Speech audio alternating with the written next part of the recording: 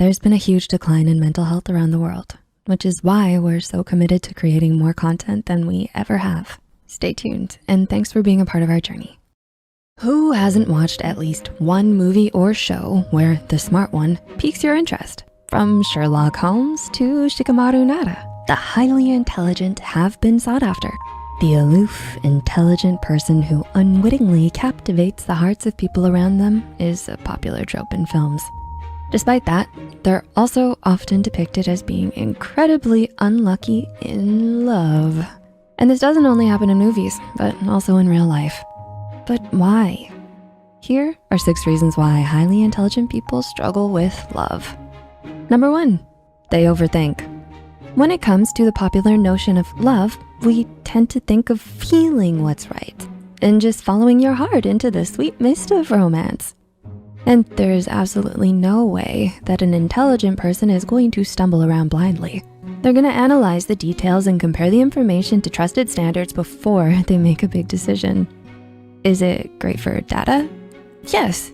Is it wise for the long term? Yeah.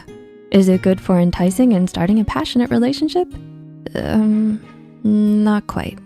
It can be exasperating for some, leading them to mistake the time taken to analyze means for disinterest on the part of the intelligent person. In a tragic irony, the intelligent person means the opposite. By taking this time to study, plan, and review, they're deeming their love interest as worthy and desirable. That analytical effort is to ensure a best chance of success for the relationship. If there is no interest or a low valuation, they wouldn't bother. Number 2, they love their independence. This is one of the problems with the Hollywoodized version of love.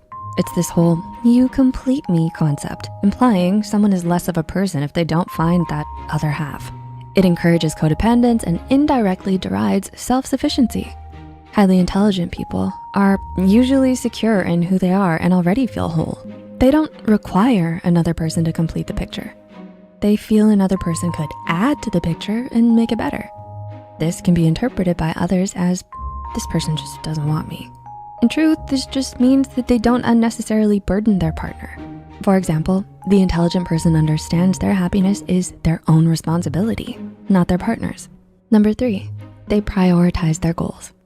This doesn't mean that they think their goals are more important than their partner's. It just means that they get things done. They won't be halfway to a goal, then abandon it suddenly to get swept into a romance. They can also see that some goals require a lot of attention and time, which means that relationships would have to be put on the back burner until the goal is done. They may not wanna have relationships at all until they've crossed the finish line. Intelligent people rather be single than have a partner who is not of the same mindset or is impatient, because they don't wanna end up in an unsupportive and bitter situation. Number 4, they have high standards. Well, high in itself is a fairly subjective term, but suffice to say, most intelligent individuals will have some pretty definite standards. They're usually demanding more of themselves, and as such, they'll usually have pretty strong boundaries and a definite standard for their partner. Although the standard can have some small adjustments as they mature, it never does a nosedive.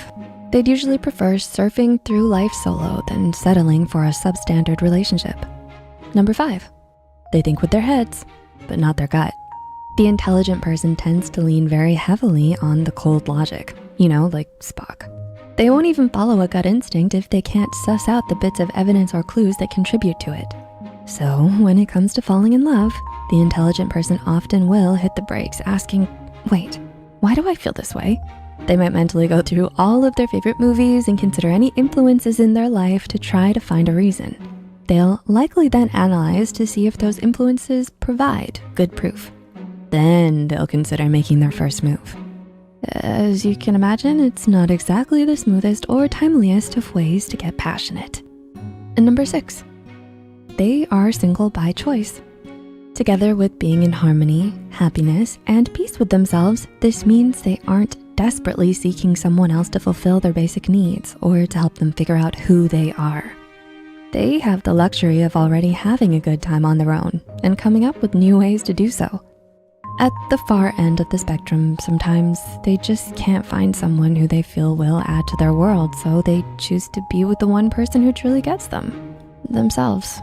Love in and of itself has so many aspects, but we, in general, tend to be heavily influenced by how it's depicted in media and build our ideals of how it's supposed to happen on that. Unfortunately, those that don't follow that particular popular format tend to struggle.